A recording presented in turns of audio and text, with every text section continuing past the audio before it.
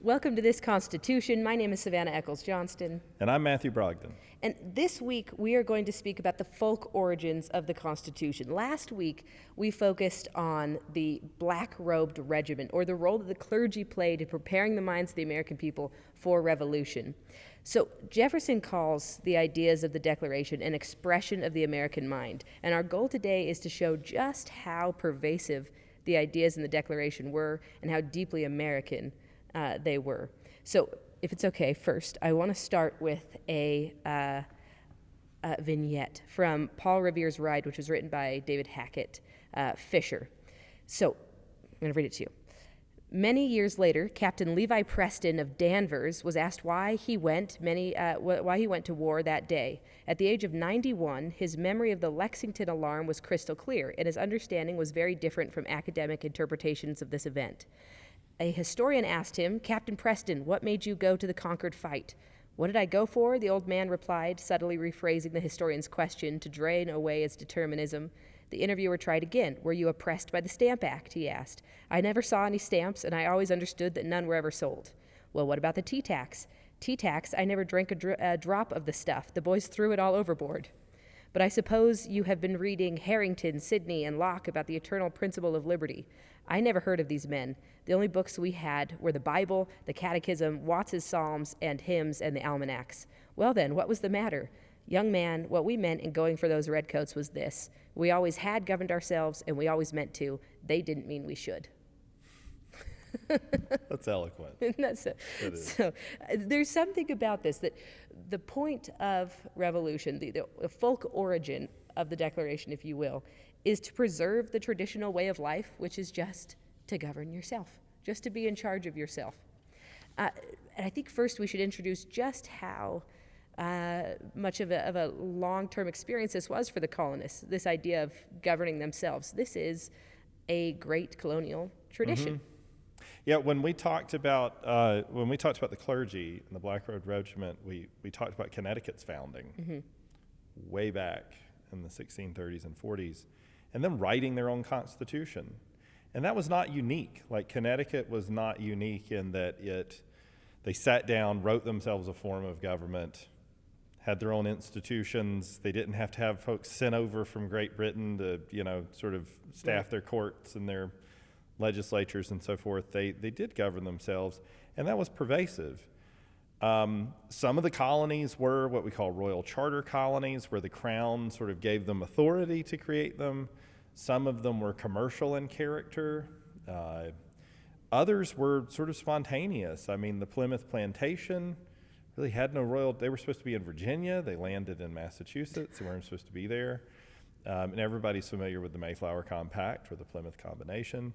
And Connecticut's a great example, but even Massachusetts Bay, which is authorized by the Crown, they still write themselves what they call the Massachusetts Body of Liberties, which was this document which set out a set of institutions. It determined what they called the General Court, what they called their legislature. It set out rights of the citizen. It set out capital crimes. They did not just assume that they carried all their laws with them from England. This was a very interesting thing. In fact, the Massachusetts Body of Liberties is interesting because they actually pare down capital offenses. So for the Puritans in Massachusetts Bay, they would only define something as a capital offense if it had been defined as such in the Old Testament law. Now, that may seem harsh by modern standards, but at this time in Great Britain, there were hundreds of crimes that were punishable by death, some of them shockingly mundane. So it was actually they said, you know what, if the Bible didn't think it was punishable by death, we're not doing it. We don't care if England did or not. So there's some very important instances like this of the colonists going, we're in a new place. We're going to make our own laws. Right, so they have an expectation of being able to write their own laws. But from very early on, the British are concerned about this sense of self-governance. For example, the Massachusetts colony begins as a self-governing colony, a self-governing charter. This changes to a royal charter by the end of the 1600s, where Britain comes in and basically says, actually, we're going to have a little bit more direct control. We're going to have a royal governor. We get to appoint him. That's different. By the time you get to the Revolution, I think 8 of 13 of the original colonies are royal charters. I think 3 are proprietary at this point, and it's those mid-Atlantic states, Pennsylvania, Maryland, and Delaware. And interestingly enough, those are the ones with the least revolutionary fervor, Yeah. because they're a little bit more detached. I mean, you got 150 years of history in American self-government before the Revolution, the 1620s, actually, but for Virginia, all the way back to the 1610s and teens. So you got 150 years. You go through seasons. It's not just uniform, and the colonies are governed differently. But the broad sweep is, for the first 70 or 80 years of this experience, through much of the 17th century, the 1600s, you had benign neglect. Right. The Crown more or less ignored what was going on in North America, and people crafted their own institutions and did their own thing. And this was part of the irony, because the 18th century actually drew Americans back into relationship with Great Britain in a way. It was a reassertion of control. So it wasn't, it's tempting to think of revolution as we start off as British colonies and we gradually become American. Actually, the colonies are very distant, very separate, very independent from Great Britain in the 17th century for the first 70 or 80 years of its existence. And then it actually comes under greater control, politically and culturally. We had Jeremy Black on the show back this last season, the British historian, and we were talking a bit about the revolution. It was for the anniversary of Lexington and Concord last year. And one of the things he pointed out was that in terms of culture, in terms of what we would now call pop culture, Americans actually became more British in the 18th century. So it's both political and it's cultural. There's a kind of globalization going on. Great Britain actually consolidates its control of the empire whenever we get closer to the American Revolution. So American self-government is complex, but it's long-standing. Right. You've got a century and a half of experience on this side of the Atlantic doing these things on your own. But I think it's worth pointing out that though we get culturally closer, we don't get happily politically closer. Great Britain certainly asserts more control, but I use this analogy in class. I told you this before this recording. It's kind of like you've been ignored by your parents, and now you're 17 and suddenly they want to be your parents again. And now you're ready to be independent. It's hard to come back in and govern those who you have neglected for so many years. So culturally fine, but politically, this isn't going down among the colonists. And it runs in the other direction too. We can talk about John Locke. I mean, Locke's writing a second treatise of government, and all these foundational things are going to influence the founding in the late 17th century, around the 1690s. He's publishing this stuff. The thing was, Locke was in part looking at the experience in America. He actually speaks of America. He speaks of American settlements in the second treatise on government. Right. He helps Lord Shaftesbury, who's his benefactor, write a draft constitution for the colony of South Carolina at one point. You can find this. Shaftesbury was a shareholder. A lot of the southern colonies were commercial affairs. And that's emblematic of a broader trend. I mean, in British politics, British Whigs, those who are attached to legislative government, representation, something we'd look at as republicanism, as opposed to the inherited forms of monarchy and so forth, actually draw a lot of inspiration from American colonies. I mean, it's clear that when, for example, some of the defenders of America in Parliament, like Burke, like one of the Pitts, is it Pitt the Younger? I can't remember, Pitt the Younger, Pitt the Elder. When they're talking about American liberty, they're talking about American Whigs, they're actually looking with admiration at what Americans have done in terms of Republican government and urging Great Britain to move in the direction of America. So it's not just that Britain's reasserting its control. The American colonies themselves have had an influence. So it's not just, the parents coming back. It's, parents are learning from the children. There's this immense influence. You can imagine this being problematic for the Crown. Yeah.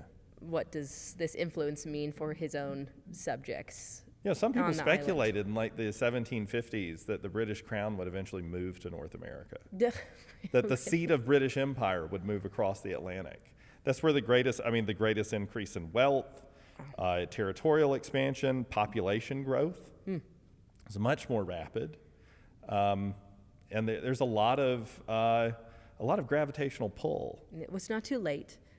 King Charles can move It to is Canada too at late. any time. Oh, yeah, sure. Okay. So, but this raises That's true. an interesting point that you're fighting a revolution and making a declaration of independence to preserve the status quo, the political status quo. So, in some way, this is a reactionary revolution. It's kind of a conservative revolution in Martin a way. Diamond called it the revolution of sober expectations. Well, we don't often think of it like that. Yeah. That it is a revolution to preserve what already has been. But then there's a deeper level to this as well that we wanted to talk about, which was it's not just preserving the status quo that Great Britain leaves us alone, we get to govern ourselves. It's also this deeper idea of man being allowed to govern himself, period. That no man has a right to govern another person. That is radical. That is kind of a new thing that's bubbling and finding itself politically expressed. So there's this great story of an old man, old Sam Whittemore, who was a farmer in Concord. And he's 78 years old, and he goes out to fight the British on April 19th. This is 1775. This is an excellent story. Why is he doing this? Why is he getting his musket and his two pistols, standing behind his low brick wall, and then shooting one with a musket, pulling out two pistols, and shooting two more? Alone, by the way. He's not part of a militia regiment. He's in the field. He goes and retrieves his firearms and attacks a British regiment. By himself. And then he is shot in the face and stabbed over 12 times. He was bayoneted. Bayoneted 12 Left times. in a pool of blood, right? And he survives. He lives to be 96 years old, which I didn't know that was possible in the 1700s, but there you go. He died in 1793. Yes. So he got to see Washington become president and the Constitution. And Right. So this man, why does he do this? He's not part of a militia, as you say. He's not a member of the Sons of Liberty. He's not helping Paul Revere. Why stand outside your own house and start shooting at people who aren't shooting at you? Why do this? And I think it gets to this like really core idea that no man has a right to rule another. And you actually brought this up before the podcast of this idea of a man's right to stand up, that there's something happening here. And I think you should that's a phrase overview from of a word book, Johnny Tremaine. A lot of listeners might have read Johnny Tremaine at some point. My kids read it. I didn't read it as a kid, but I read it whenever my kiddos read it for school. And Esther Forbes wrote this book back in the 40s. And it's this kid who's living in Boston. Johnny he's an apprentice to a silversmith, a competitor of Paul Revere's, actually. He's an apprentice. He winds up injuring himself, his hand, which ends his apprenticeship, but he winds up working with the Sons of Liberty and but he's there through the whole occupation of Boston, the whole thing. And at one point he asks, I think it's James Otis in the book, he's asking him, why is it worth fighting against the British? I mean, he's got all this army sitting out on Boston Common. There's a Continental Army across the river led by Washington, the siege of Boston and all that. And he says, why are we doing all this? And I think James Otis gives him this spiel about how they're there to improve the lot of the common man. And Forbes puts this line in the mouth of Otis. He says, we're fighting so that a man can stand up. And he deliberately points to the British soldiers out there on the common, those common soldiers. They don't know it, but we're fighting so that in the next generation, men like them can stand up. They can mind their own business. I have always loved, and I've probably said it too many times, Washington's summation of this concept, which was borrowed from its repeated use in the Old Testament of the idea that in a just society that lives at peace, every man sits under his own vine and fig tree, and none shall make him afraid. Yeah. This gets repeated in the Old Testament. Washington writes it repeatedly in letters to people as this sort of summary of what it means. And I think there is something visceral about that. Like, I live at peace in a place that is my own, And yes, I have things in common with my neighbors. I have responsibilities to my community. Self-government doesn't just mean being by yourself. Right. But there is something visceral about that there is a private space that's mine and a family that's mine. I have things that I can call my own. Right. And that I govern. And that you right? have some right by nature to do this. And this is the whole point of the Declaration, right? Yeah. To this, that all men are born equal. It's just no one has a right to rule another. It's as simple as that, because everyone is equal under the guidance of God. Everyone has the right to rule themselves. It's a profound and counterintuitive thing, because you say something like, no man has a natural right to rule another. And then immediately, if you're a thinking person, lots of examples of people ruling you that you never consented to come to mind, starting with your parents and any number of adults in your childhood who ruled over you and never asked your permission to do it. But in fact, though, it is an important political truth. And even those, I mean, it's important that even those natural relationships can be lost. A parent can lose their right to rule their child. They can abuse the authority that they receive. So even natural authority can be abused and lost. And then political authority has to be earned. Right. Has to be consented to. And it's a simple concept. When you start trying to trace it out through human affairs, it's just profoundly complex. Right, but that's, I think, what we're trying to get at in this episode, is this kind of folk origin, is everyone knew this. This is the expression, this is the core expression of the American mind, that no one has the right to rule another. And some farmer, 78-year-old Sam Whittemore, just knows this. He senses it, and he goes out and starts shooting his musket because of it. That you see this with him. I think you kind of see this in the youthful spirit of the Sons of Liberty and the Boston Tea Party, whatever you think of their actions. This idea that you don't actually have a right to rule us, and so we're going to do something maybe isn't the best idea, but we're going to throw some tea into a harbor. But it permeates all of the colonies. Even the places that seem like exceptions, because the other thing that anyone would be thinking right now is, but there are lots of people in this society that don't govern themselves and aren't ruled by consent. We hold people in enslavement, and there are even people who are in exploitative situations, like there are in human society. The default in human societies is actually slavery and tyranny, I think. Well, you've got 50% of the human population don't even own their own bodies. So so there's an awful lot of what we would recognize as people being ruled without their consent or outside this principle. But Edmund Burke gives this speech in Parliament during the Revolution, trying to explain to Parliament why they should not pick a fight with the Americans and should concede many of their demands and avoid a war.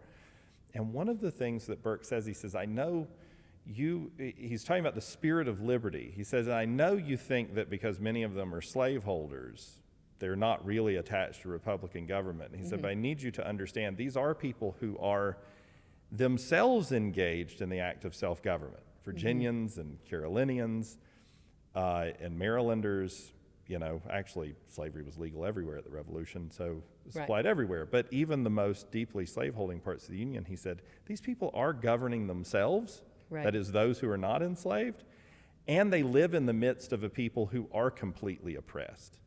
So that their appreciation of the stakes, what it means to be self-governing, is actually deeper than even people who live in entirely free societies can fully understand, because they're terrified of not being self-governing people. They witness what enslavement is every day. That is a profound and so Burke makes the case to his parliamentary colleagues, don't think that just because these people hold slaves, they're not attached to Republican government. There's an argument that makes them even more attached to Republican government because they see what's at stake and what the danger is in oppression. I think this is a profound fact. It is sort of even the places you don't expect it, the attachment to self-government and the whole principle of self-government is pervasive. Well, so we've spoken about how, in some ways, the revolution is reactionary, right? Preserving what once was.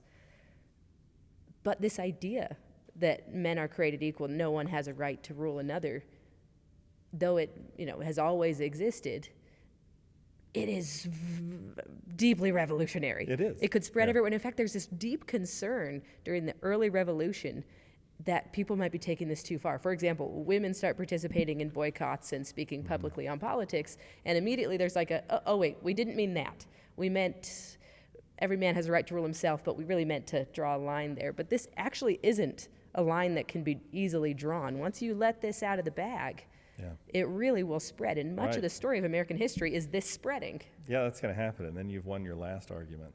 Right.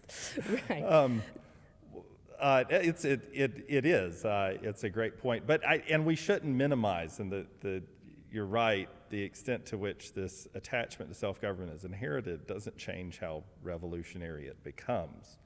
And so the debate in terms of historical literature is always between people who are like, I quoted Martin Diamond, The Revolution of Sober Expectations. This is not some revolutionary new democracy. This is just the principles of self-government, Republican government that were already prevailing. And on the other side are people who know there's a pervasive change in political culture, in the state of mind, in social relations. And actually, both of those things are true. Right. I think in terms of governing forms, like thinking about what does self-government mean for forms of government, it's not all just revolutionary. And in fact, you do get some momentary institutions of almost old Greek-style direct democracies in some cases. And then very quickly a course correction and adoption of what I would say older principles of constitutional self-government, taking shape in some new and innovative forms. Yeah. Federalism and various forms of separation of powers and the ways that we arrange the choice of our office holders. At the same time, people do undergo a revolution in sentiment. Mm-hmm. George Washington is emblematic of this. I know that we have had and will have some great conversations about slavery and the revolution and other things coming on the podcast. But Washington undergoes a change of mind during the revolution, in part because of his experience of leading the army. He becomes engaged with New Englanders. Mm-hmm. Slavery is not accepted. It's a much more democratic kind of society than one he's from. And he becomes a more democratic person and comes to his conviction that slavery is a moral evil, in fact, and a determination to do something with respect to his own human chattel during the course of his leadership of the army. So he learns from the revolution a certain sentiment. So I think it's a both-and situation. We inherit these principles, but we also have to work out their implications. Right. That's actually a great corollary for what we do now, right? When we educate citizens and students about our constitutional inheritance, we're learning about something we inherited. We didn't make all this stuff up. We didn't build most of the things that bring benefits to us. In fact, we inherited those from previous generations that we owe a great debt of gratitude to. And thankfully, we live in a society where we inherited good institutions and good principles. And at the same time, we've got to engage in this whole effort of figuring out, do we actually live in conformity with those principles? Right. Is there a way we can better live in conformity with them? Are our institutions really as good as they can be? Do they need to be adapted? And we do that work through self-government too. So there's a twin, I think actually the twin dynamic of inheriting these principles and mindset and institutions and then engaging in the work of improving them, carrying them forward. It's just a dynamic that you're continually engaged in a self-governing republic. And it provides a safety, having both ideas in mind at once. But one thing we do have to admit is this change in sentiment, this change in, or this acknowledgement of what already is, that no human has a right to rule another. It's revolutionary even for our systems of government. Yeah. Right, so it's not just keeping old forms of government as they were. It is reshaping those forms based on something that existed prior to them, in some sense, though never acknowledged. Yeah, we did get rid of all hereditary institutions in our forms of government, which was not something republicanism had done. And expanding the vote, for example. There are many ways that these forms of government are adapting to this principle. So the last thing I want to talk about, because again, Thomas Jefferson says the Declaration is an expression of the American mind, and we've kind of spoken how common this idea is, not just preserving institutions and this idea of self-government, but how commonly held the belief is that no man has a right to rule another or give a man a chance to stand up. Is this core to the American identity? This isn't an exclusively American principle. The Declaration makes this clear. This is a universal principle. But is it core to the American identity? Is it what makes one an American? I think it is in some respects. I mean, it's not uniquely American. No. But it does help describe what Americans are and believe. Alexis de Tocqueville had a great way of putting this. He said the distinctive thing that Americans did that no one had done in Republican societies before us was we combined the spirit of freedom and the spirit of religion, he said. That was, we managed to be both a free people that had free democratic institutions, a confidence in equality, and at the same time, we managed to be a pious or devout people. He said that's actually rare, because most of the time, pious and devout people want a very hierarchical and very a more authoritarian society. They want hierarchies, they want authority, they want an established religion. He said, and Americans did something different. In Europe, to move away from that hierarchical society was to abandon the spirit of religion for the spirit of freedom. Freedom and religion were at odds. He said it was in America, actually, where people could be both pious and free, where we could combine the spirit of... So I think there's an attachment both to a kind of individual liberty, to a kind of emphasis on the dignity of the self-governing individual and trying to carry that out in government. But that did not mean throwing off all the old forms of authority. That it mean throwing off religious authority. Yeah. So that a refusal to submit to the natural authority of other human beings did not mean a similar refusal to submit to the authority of the divine, or to submit oneself to higher principles. And Tocqueville thinks it's very important, because he thinks it was very corrosive in the French Revolution, that in order to be revolutionary and free, you had to cast off all inherited forms of authority, including religion. He thinks that left people unmoored, without foundation. Right. So if I were going to describe, I do think self-government is core to the American character, but it's not just the spirit of freedom. Yes. I think it's a much more complex political culture that combines it with other commitments. Well, you see this in the Declaration as well, this deep pragmatic wisdom in the Declaration that, yes, you have a right to revolution, but really you should only exercise that right in extreme circumstances. Be careful.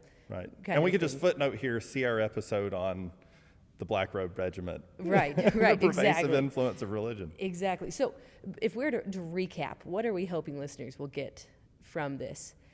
It is that the idea of self-government is not new with the Declaration. You said earlier that people didn't read the Declaration and go, oh, really, that's good to know. No, they already knew this. It's common. It's in the air. You're learning it, as we described last episode, in the pews, but it's also just obvious. You don't need Locke to tell us this. Everyone is feeling this, and it's simply being expressed politically, really for the first time, or at least politically in such a way as to keep it, as has been experienced earlier. So these are the folk origins of the Constitution, or of the Revolution, eventually the Constitution, the Declaration, the Revolution, and the Constitution.